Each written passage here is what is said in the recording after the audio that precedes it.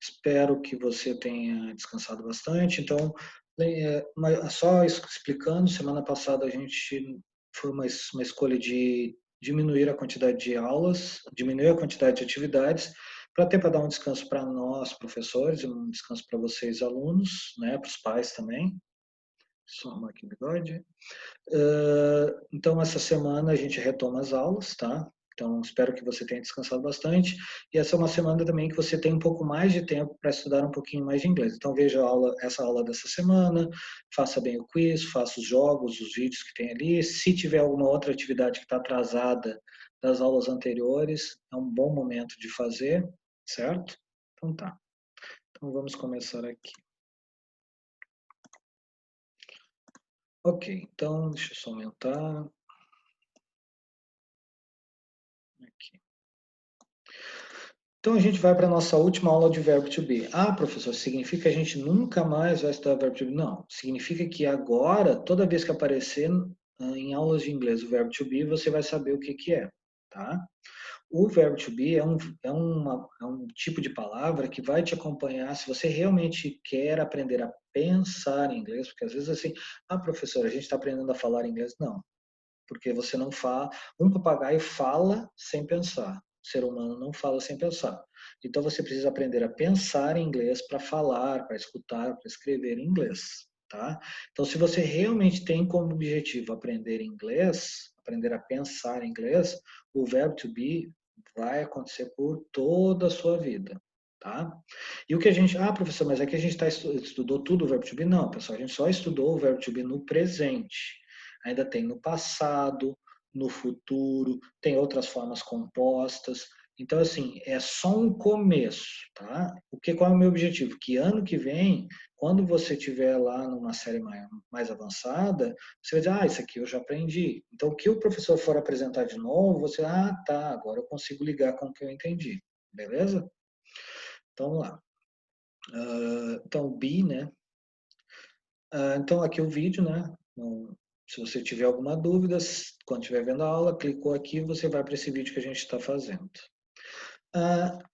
Também lembrando aqui que, excepcionalmente essa semana, a gente vai colocar os vídeos na segunda-feira, certo? Por uma questão de alteração de calendário, mas semana que vem volta a ser nas terças-feiras, então pelo menos uma vez por mês, desculpa, uma vez por mês a gente vai ter os vídeos colocados na segunda-feira. Por isso aqui eu até mantive a terça-feira para manter o hábito, mas também só para lembrar assim, como é que se fala segunda-feira, Monday, tá? Como eu já tinha feito, não deu tempo de eu fazer a alteração, então preferi manter como terça-feira, ok? Aqui nós temos os meses, é importante você já tem bastante atenção, a cada mês a gente vai vendo novos meses, mas é importante que você olhando aqui, você vai lembrando os que já aprendeu, e revisando aqueles que a gente vai aprendendo durante esse ano, né? Então, vamos ver a data aqui. Tuesday, August, 18th, 18th, 18th, né? Faça um som de Fi aqui. 2020 ou 2020, né? Aqui o ano. Paula Martins Pereira School, Garopaba City, Areias de Palhocinha Neighborhood, né? Então, lembrando aqui a questão do espelhado, né? Paula Martins Pereira School, Escola Paula Martins Pereira.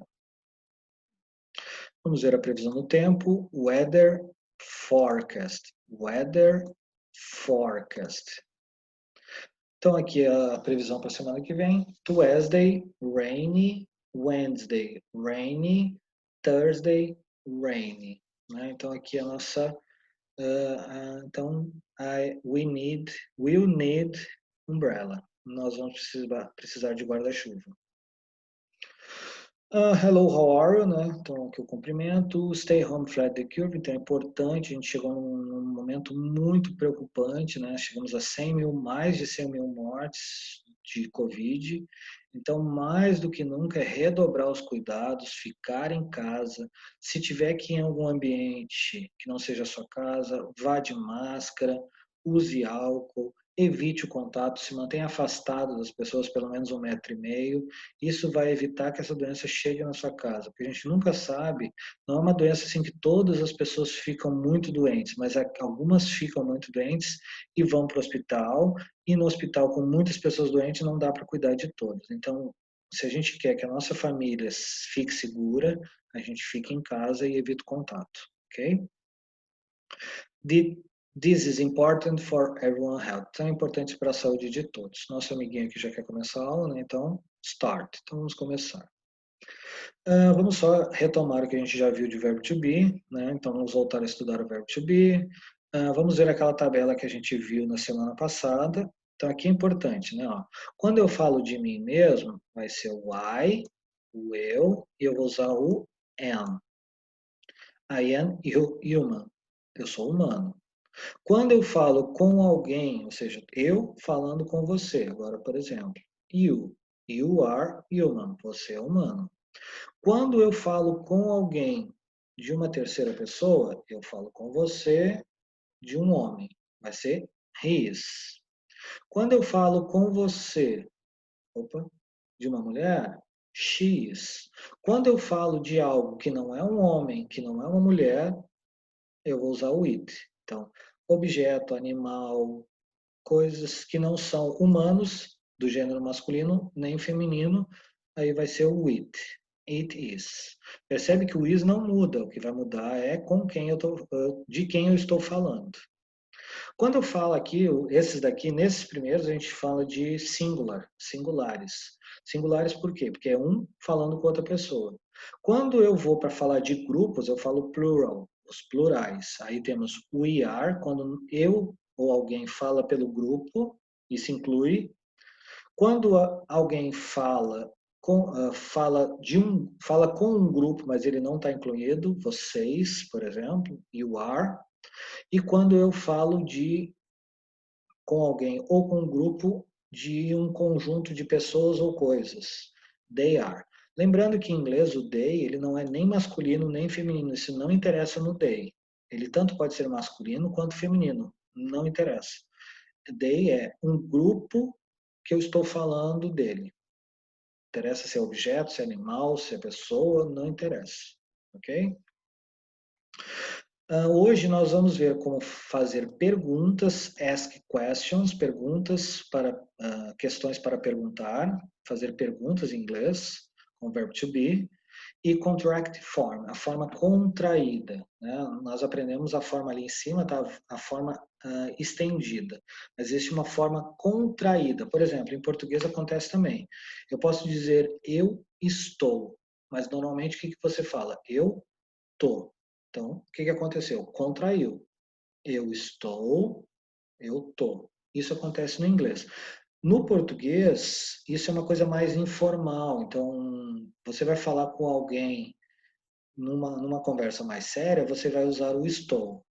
Numa conversa mais informal, vai falar o tô. Em inglês, não tem essa relação, tá?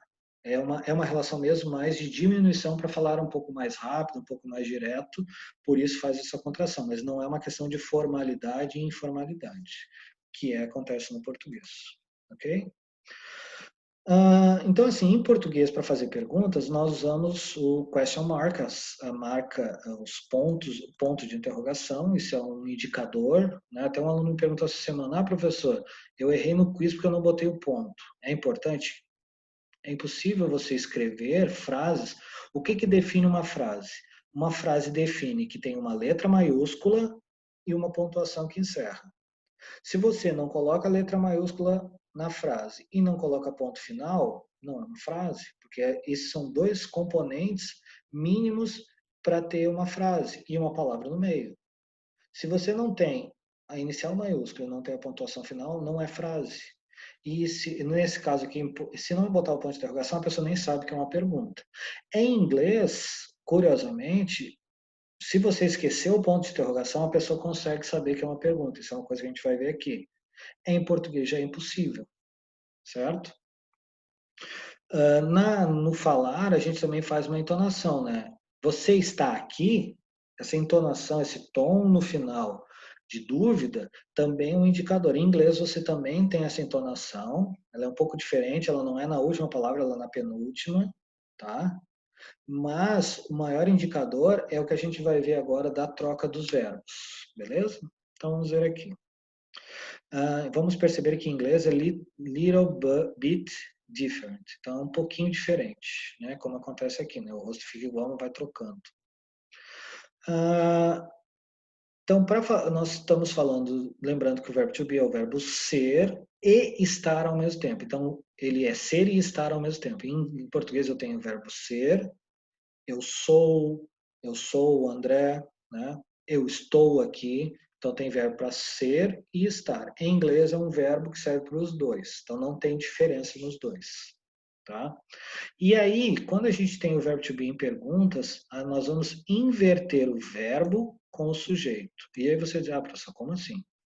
Você não me ensinou verbo e não me ensinou sujeito, como é que eu vou saber o que que inverte? Não se preocupe que isso é uma coisa bem fácil e também vai te ajudar nas aulas de português, tá? Nosso amigo está aqui, como assim? Né? Mas o que é verbo e sujeito? Vamos ver o que que é. Tá? O sujeito é uma das partes da frase responsável por realizar ou sofrer uma ação ou estado. Então, por exemplo, eu estou aqui. Quem é que está? Eu. Quem é o sujeito? Eu. Viu que é fácil? Eu gritei. Quem gritou? Eu. Quem é o sujeito da frase? Eu. Porque quem realizou a ação de gritar fui eu. Beleza? Então, por exemplo, nessa frase aqui, John is smart. John is smart. Is smart é inteligente. Quem é inteligente? Who is smart? John. E aí a gente aprende que John, né, que eu teria que arrumar aqui e botar maiúscula, que é o nome próprio. John é o sujeito da frase, é o sujeito da sentença, ok? Então, John é o sujeito. Então, a gente já viu metade, agora falta só ver o verbo. Para identificar o sujeito, ver primeiro se dá para substituir, por exemplo, Pedro falou. Eu consigo trocar a palavra Pedro por ele? Consigo. Então você já consegue perceber que o Pedro é sujeito da frase. Então se dá para substituir. Também sempre faço a pergunta para o verbo: quem é? Quem está? Quem gritou? Quem trabalhou? Nessa resposta você já vai ver que é o verbo. Vai ver o que é o sujeito, desculpa. Também temos o verbo, né?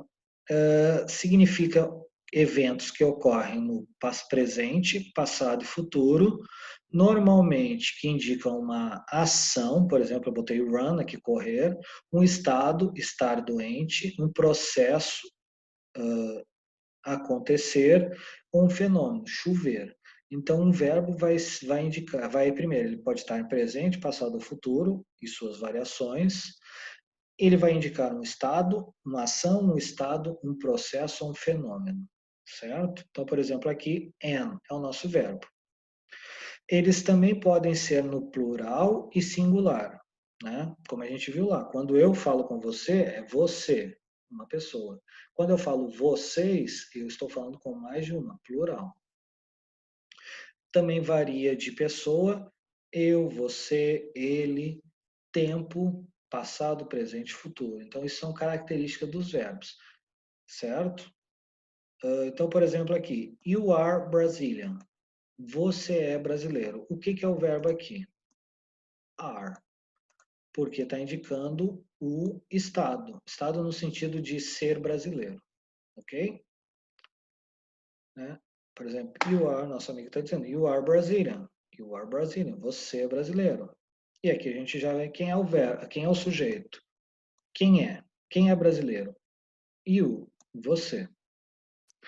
E a palavra sujeito é a palavra you, beleza? E o verbo é are. E aí agora a gente vai ver o que é aquela change, a mudança. Então eu vou ter que trocar de posição o sujeito com o verbo. Eles têm que trocar de posição, tá? Não é aquela coisa do espelhado que a gente falou já há bastante tempo, porque aquilo lá está relacionado a português e inglês. É uma troca de posição. Se na frase que não é pergunta é sujeito e verbo, na frase que é pergunta é verbo e sujeito. Beleza? Então, se você estiver perguntando para alguém se ele é brasileiro, você vai ter que pegar e falar Are you Brazilian? Percebe que em português não teve alteração? Ó, você é brasileiro, e ponto de interrogação. Em inglês, ó, Are you Brazilian? Por isso que eu falei, ó, se eu apagar o ponto de interrogação, mesmo assim a pessoa vai saber que é uma pergunta. Are you Brazilian? Qual é a outra vantagem disso? Quando nós que estamos aprendendo inglês, às vezes temos a dificuldade de saber se é uma pergunta e se é uma pergunta você vai ter que responder. Aqui, na primeira palavra, você já sabe que é uma pergunta. Are you Brazilian? Ah, yes, I am. Porque você já... Se ele dizer You are Brazilian, ele não está perguntando, ele está afirmando, você é brasileiro. Agora, Are you Brazilian? Você, yes, I am. Então, o are aqui já vai indicar isso, beleza? Outro exemplo, he is sick é a frase afirmativa. Ele está doente. Eu estou afirmando, eu estou dizendo que ele está doente. Nossa amiga até está gripado aqui. Flu, have a flu. O que que é, vamos lá, o que que é o sujeito? He é o ele. O que que é o verbo? Is.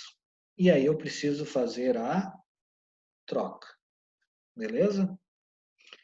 E aí a gente vai ter uma sentence transformed, tá? Uma frase transformada, né? Como está acontecendo aqui com a nossa Smurf. Então aí a pergunta seria, is he sick? Ó, a frase afirmativa é, he is sick. Mas quando eu inverto, quando eu transformo numa pergunta, eu estou perguntando, ele está doente? Né? Is he sick? Is he sick? Então, o verbo trocou de posição com o sujeito, ok?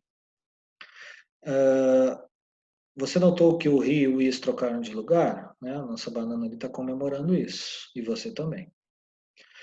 Então, não tem muito segredo, pessoal. Você tem que identificar o sujeito, identificar o verbo, trocar e botar um ponto de interrogação no final, beleza? Então, com perguntas sempre vai ser assim. O que, que pode mudar, que é um assunto que eu não estou entrando agora, é você ter uma pergunta, uma palavra interrogativa, um pronome interrogativo, uma palavra que serve para ajudar a perguntar, por exemplo, quem, como, onde. Então, essas palavras podem aparecer no começo da frase, mas depois disso vai trocar também sujeito e verbo, certo? Ok. Agora nós vamos ver a forma contraída. Então, nós vimos a forma expandida e agora a gente vai ver a forma contraída, beleza? Não se preocupe que é bem fácil. Se você aprendeu as outras lições sobre o verbo to be, agora é o finalzinho. Eu não começo por isso, porque se você não entendeu o outro, isso aqui vai ficar confuso. Mas se você já entendeu, agora é só esse último detalhe, tá? É uma forma mais rápida de falar e é uma forma mais prática de escrever. É mais escreve menos letras. Sabe quando você está escrevendo em celular ou e tá ali, também, aí, pô, também, é uma palavra bem grande. Aí você usa 2, 3 letras para usar essa palavra. Né? É mais ou menos isso que acontece, para ser mais rápido na escrita e na fala também. Então, por exemplo, vamos pegar essa palavra aqui, I am happy. Na forma contraída, o que, que vai acontecer? Ela vai ficar assim, ó. I'm happy. I am happy. I am happy. Percebe? I am happy. I am happy. Viu? Tem 3 palavras, eu falo as 3 palavras. Para falar mais rápido, escrever mais rápido, ó, I'm happy. I'm happy. I'm happy. O que, que aconteceu? Ó? Sumiu o A, apareceu aqui o apóstrofo, a gente contraiu, como se fosse uma batida de carro, os 2 carros se misturaram, e aí ó, o som mudou. Eu tenho o início desse e o final desse. Ó. I'm happy. I'm happy. Beleza? Então, assim, você notou o que aconteceu? Então, vamos lá. A palavra I ficou igual. A palavra N, ele teve uma alteração, ele teve uma mudança. A letra A de N desapareceu e foi usado o apóstrofo, aquela vírgulazinha lá no alto. Né? E aí você juntou o I, o apóstrofo e o M. Vamos ver como é que ficou, vamos ver na tabela aqui as formas contraídas, ó. I am, I'm. You are, your. He is, his. She is, she's. It is, its. We are, where. You are, your. They are, their. Então aqui, ó, você percebe, professor, o que se usa mais? O que se usa mais é isso aqui. Opa, que não consigo pegar só esse lado. Esse aqui são os mais usados. Professor, se eu for ver uma legenda de filme, normalmente você vai encontrar isso aqui. Aqui é normalmente falado quando você quer que as pessoas ouçam bem as palavras que você está falando, então você quer fazer uma pausa, por exemplo, uma peça de teatro, ou crianças menores, que aí elas estão aprendendo, então elas vão usando essa forma, mas progressivamente ela vai usar essa forma. Essa forma aqui é a mais usada pelos falantes, ok? Então, quando é I am, é I'm, ok? Quando é you are, your. Quando é he is, his. Aqui, aí a gente já viu esses como exemplos, tem as outras ali na tabela, né? E aí a gente também tem a forma negativa, lembra que a gente viu na última aula? A forma negativa também tem forma contraída, né? Nossa amiguinha está dizendo ali sobre a forma contraída. O que que acontece? Ó? Por exemplo, na frase You are not hungry. You are not hungry. Você não está faminto, você não está com fome, certo? E aí eu tenho duas formas, olha que interessante. Eu tenho you're not hungry.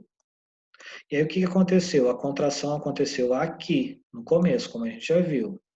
Só que eu tenho uma segunda forma. E o que que acontece? Nessa segunda forma, o you fica isolado e o are junta com o not. Ó, eu pego aqui, are not.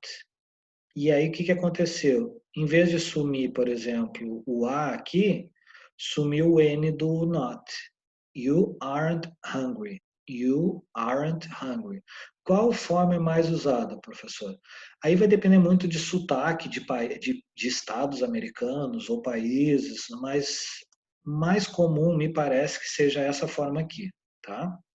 Até mesmo porque ela é mais. Porque aqui parece your de seu, então às vezes vai causar uma confusão. Acredito que a maioria das pessoas façam essa opção aqui. You aren't hungry, certo?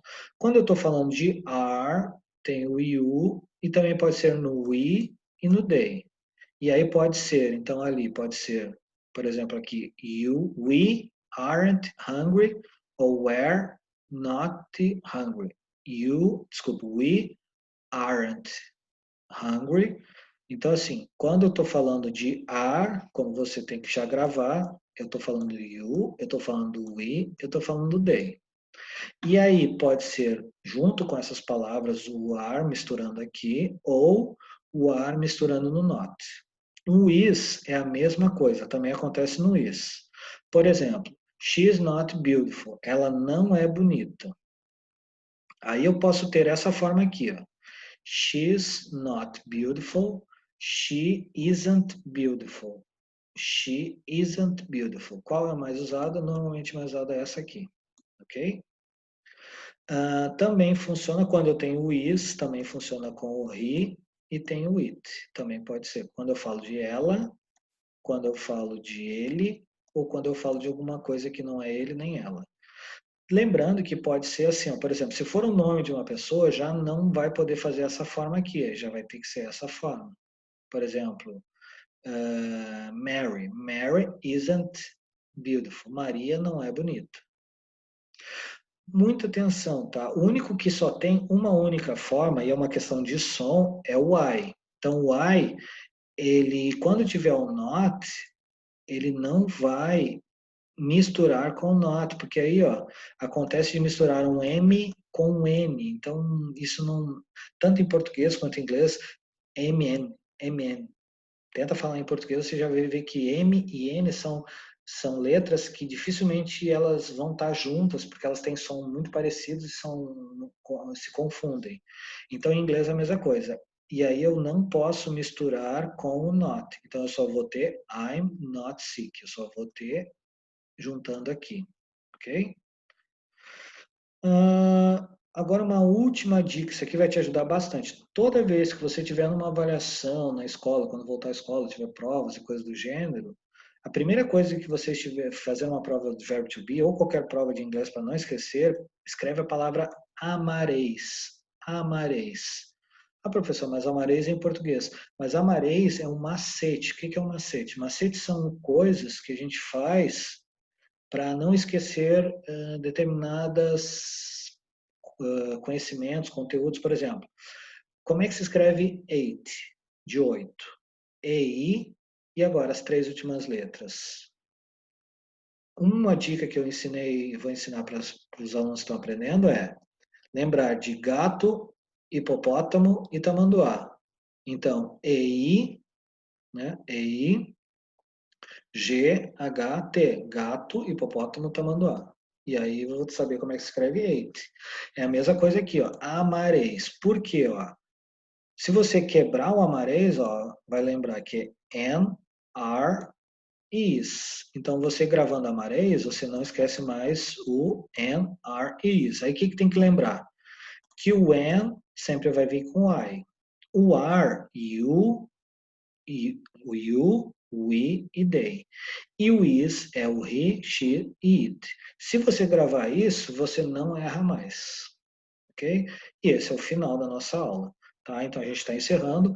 Você ainda, claro, verbo to be a gente viu in the present, no simple present, no presente simples, mas também tem no passado, tem no futuro. Então o assunto verbo to be, ele não encerrou aqui. Nós encerramos as nossas aulas, porque como tenho muito conteúdo ainda, até o final do ano, eu faço uma escolha de apresentar os conteúdos e aí você vai ter no sexto, no sétimo, no oitavo, no nono ano para ver todos esses outros conteúdos com mais cuidado. Mas eu acho interessante é como num jogo. Você primeiro conhecer todo o mapa e depois ir conhecendo cada parte.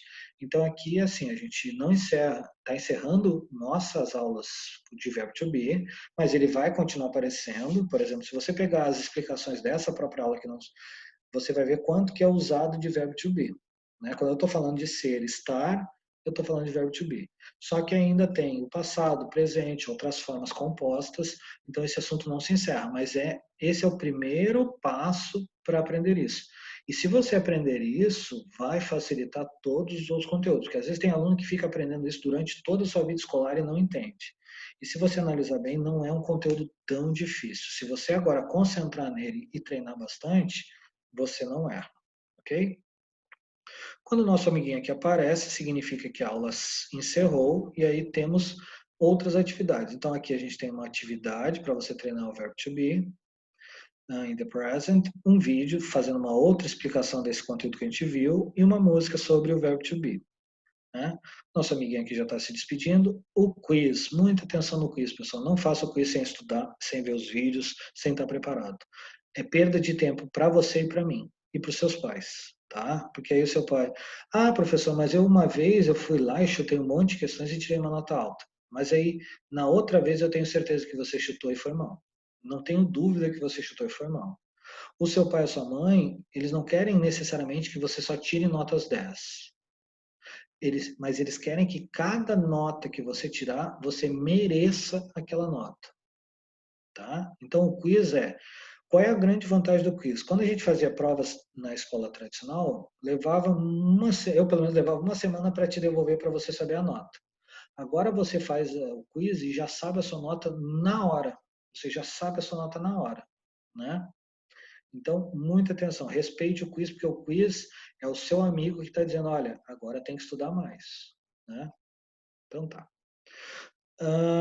Aqui, lembrando o Desgrilando no Facebook, no YouTube, na rede social, né? Lembrando que essa semana começa os vídeos no YouTube, na segunda-feira, tá?